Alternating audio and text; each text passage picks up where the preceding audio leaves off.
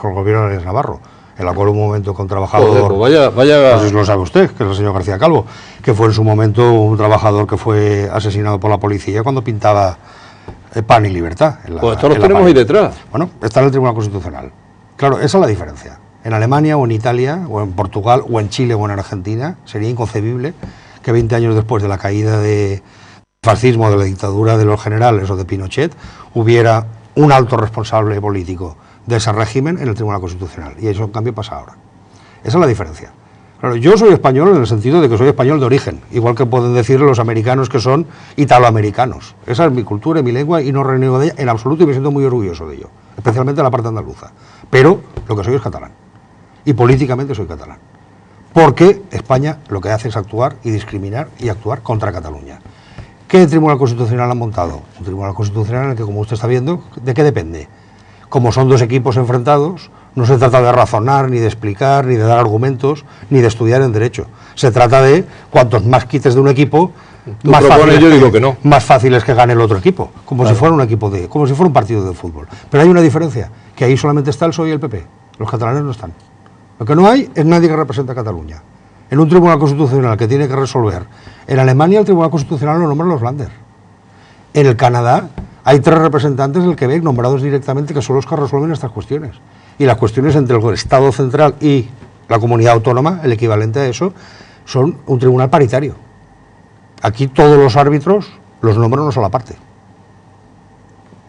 ¿Cómo podemos confiar en su imparcialidad? Y ya lo está viendo, cómo está haciendo, cómo están actuando y cómo están aportándose. Leyendo el libro veía un rayo de esperanza. Ahora, escuchándolo usted, casi que también me lo cierra. ¿Tan oscuro está el tema? El oscuro dentro de España, sí.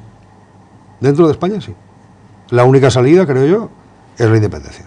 Dice usted que hay que empezar a construir y creérselo la independencia de Cataluña. ¿Cómo se puede empezar?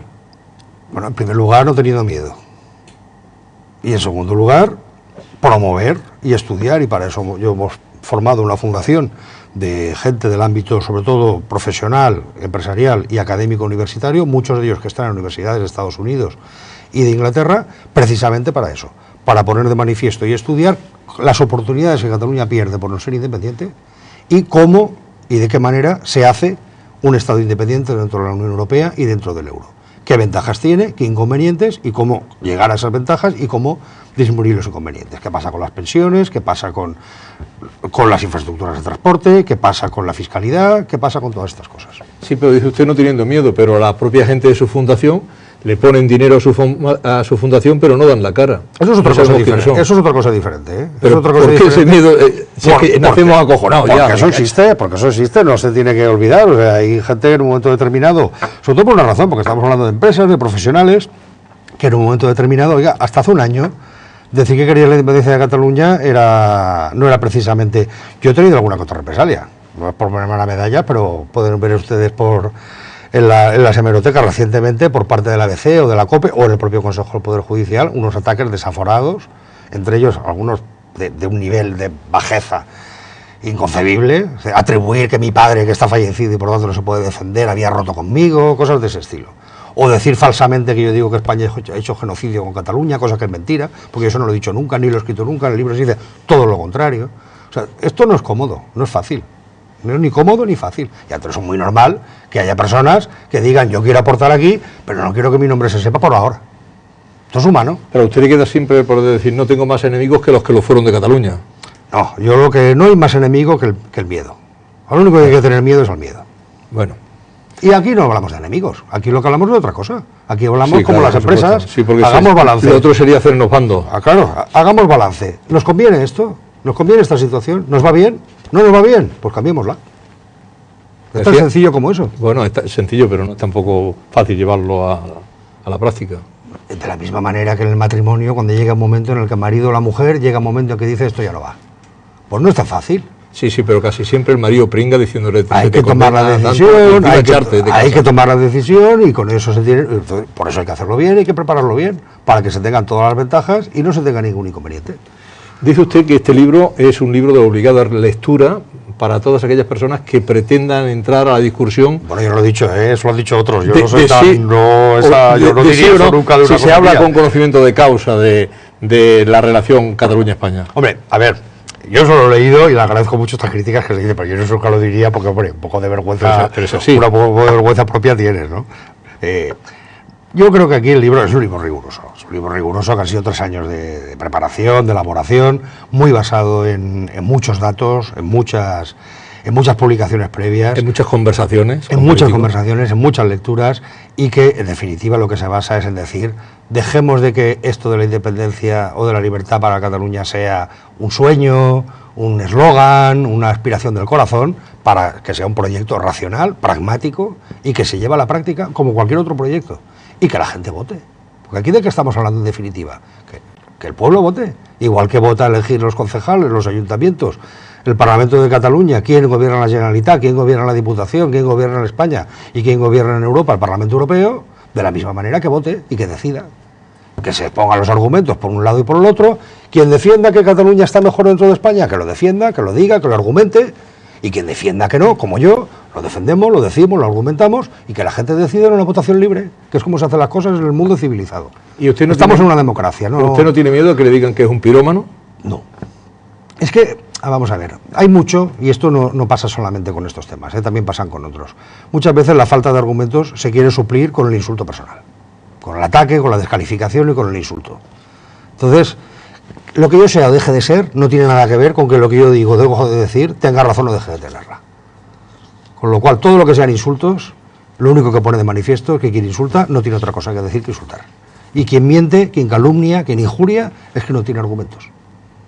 Dejémonos de tonterías y de ataques personales, porque por ahí no vamos a ningún sitio. O sea, si merece que la Generalitat la gobierne un partido o la gobierne otro, es porque las propuestas de ese partido la gente las vota y entiende que son mejores que las del otro. No porque fulanito es un pirómano, porque menganito es un loco. Porque entonces, ¿de qué estamos hablando? De todas maneras, el libro usted lo ha escrito para que lo lea ¿quién? Yo lo he escrito para que lo dice lean. Que para gente que tenga sensibilidad en cuanto a la democracia y a la justicia. ¿Hacia quién va orientado? El libro va orientado, hombre, el libro va orientado desde luego a los ciudadanos de Cataluña, sea cual sea su lengua y sea cual sea su origen.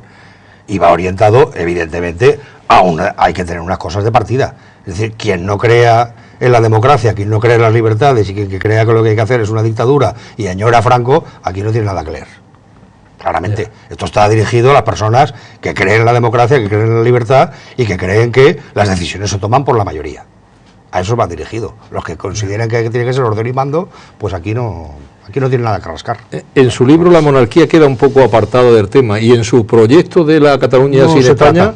No, es que es un tema secundario. El régimen del Estado, lo importante es la democracia y las libertades. Que es la democracia o las libertades, sea una monarquía o sea una república, depende del momento y depende del país. Es un tema secundario. Ahora, si entramos en ello, por eso no se habla aquí de esto, porque es que no depende de eso. Pero si entramos en ello, es perfectamente posible una Cataluña independiente que sea con una monarquía. Noruega, por ejemplo, mire, el régimen británico, todos los estados, todos los países que se fueron independizando del Reino Unido, Canadá, Australia, Sudáfrica, Nueva Zelanda, se han ido independizando, manteniendo a la reina de Inglaterra como jefe del Estado, que al mismo tiempo es Irlanda al principio, durante unos cuantos años, que al mismo tiempo es la reina de Inglaterra y es jefe del Estado como reina de Australia o de Nueva Zelanda. Eso es perfectamente posible. Noruega, cuando se independizó de Suecia, lo que hizo fue establecer una monarquía y el rey de Noruega, entonces y ahora sus descendientes, eran el hijo del rey de Dinamarca. Podemos perfectamente compartir y que el mismo rey sea el rey de España y al mismo tiempo sea el rey de Cataluña, pero de igual a igual. Lo tiene usted bastante ordenado. Estos días, desde hace un tiempo también tenemos noticias de una fundación del presidente Pujol y usted ahora del Centro de Estudios Soberanistas. ¿Está contento de cómo está funcionando? Estamos empezando porque esto empezamos a finales del mes de agosto. Ahora, de hecho, la pequeña oficina que hemos montado está desde el día 1 de noviembre, o sea que todavía no está a partir de la semana que viene. Estamos creando la página web, es decir, estamos en un momento inicial.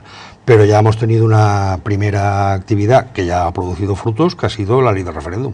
Fuimos nosotros los que, en las entrevistas con el vicepresidente de la Generalitat, el señor Caro, en su carácter de secretario general de Esquerra, y con el señor Mas como secretario general de Convergencia, y después con los dos presidentes de la Generalitat, Maragall y Pujol, expusimos este proyecto. Dentro del estatuto actual y dentro de la ley actual está la competencia de la Generalitat para hacer una ley de referéndums que permita que la gente, tanto por iniciativa popular como por iniciativa